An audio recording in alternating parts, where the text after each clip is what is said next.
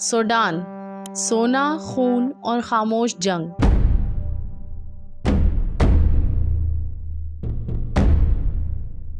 افریقہ کے دل میں ایک ملک جہاں زمین کے نیچے سونا ہے اور زمین کے اوپر خون، یہ ہے سوڈان۔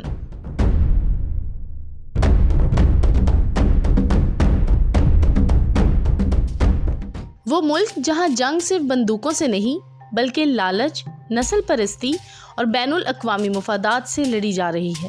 ایک ایسی جنگ جس میں لاکھوں بے گناہ مارے جا چکے ہیں، مگر دنیا خاموش ہے۔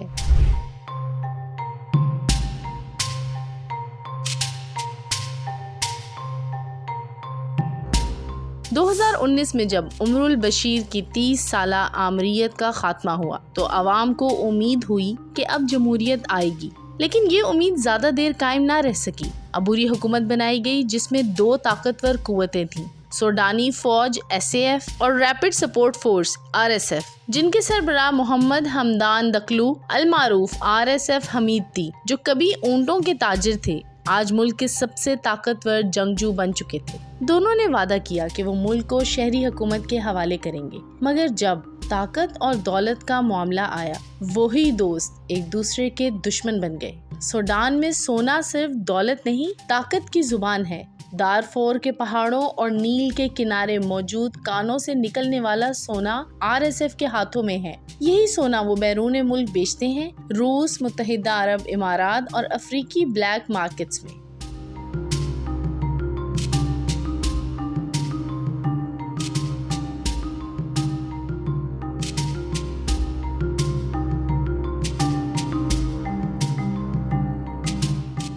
RSF اس سونے سے اسلحہ خریدتی ہے اور فوج کے خلاف جنگ جاری رکھتی ہے۔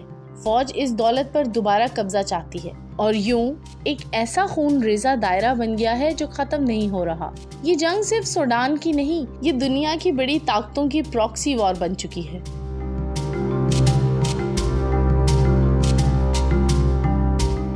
روس کو سونا اور بحیرہ احمر پر بحری اڈا چاہیے، اس کے بدلے روسی گروپ ویگنر RSF کو اسلحہ فراہم کرتا ہے۔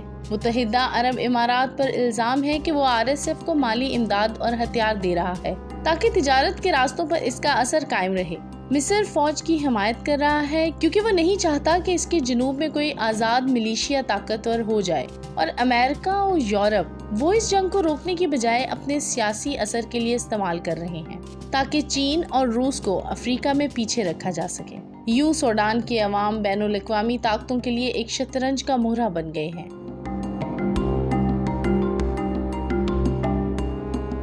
اقوام متحدہ کی رپورٹ کے مطابق 2022 سے 2024 کے درمیان 16 ٹن سے زیادہ سونا غیر قانونی طور پر ملک سے باہر بھیجا گیا۔ یہی وہ پیسہ ہے جس سے جنگ کو ایندھن ملتا ہے۔ یہ ایک ایسا دائرہ ہے جہاں دولت اور موت ساتھ چلتے ہیں۔ دنیا بھر کی بڑی کمپنیاں جو سونا خریدتی ہیں، انہیں شاید پرواہ نہیں کہ یہ چمک کسی بچے کے خون سے دھلی ہے۔ عالمی میڈیا نے اس جنگ کو تقریباً بھلا دیا ہے۔ نہ بڑی خبریں، نہ مظاہرے، نہ عالمی رد عمل۔ کیوں؟ کیونکہ یہاں تیل نہیں، یہاں مغربی مفادات نہیں، یہاں صرف انسانیت ہے جس کی آج کوئی مارکیٹ ویلیو نہیں۔ ایک اقوام متحدہ کے اہلکار نے کہا، یہ دنیا کی سب سے بڑی مگر بھولی ہوئی انسانی تباہی ہے۔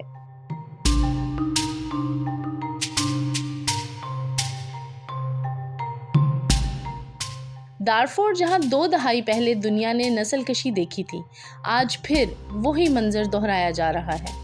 RSF کے عرب ملیشیا گروپ افریقی قبائل پر حملہ کر رہے ہیں، گاؤں جلا رہے ہیں، خواتین کا استحصال، مردوں کا قتل اور بچوں کو اغوا کیا جا رہا ہے۔ یہ فرقہ واریت نہیں، یہ نسل پرستی ہے۔ یہی وہ پردہ ہے جس پر دنیا خاموش ہے۔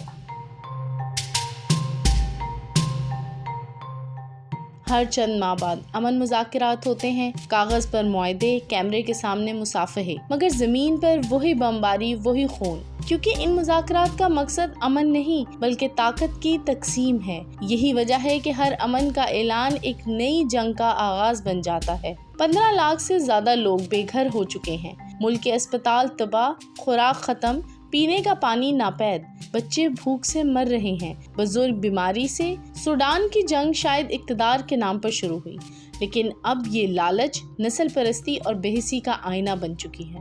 کبھی کبھی جنگ بندوق سے نہیں بلکہ خاموشی سے جیتی جاتی ہے، اور سوڈان آج اسی خاموشی میں دفن ہو رہا ہے۔ اور ایسا ہی ہے، مغربی ممالک ہمیشہ وسائل کو حاصل کرنے کے لیے چھوٹے ملکوں کی جنگ کرواتے ہیں، مختلف بہانے ڈھونڈتے ہیں، ان کو قتل کرتے ہیں، ان کی آبادی میں کمی کرتے ہیں تاکہ ان کے وسائل میں، ان کی آسانی میں کبھی کمی نہ ہو سکے۔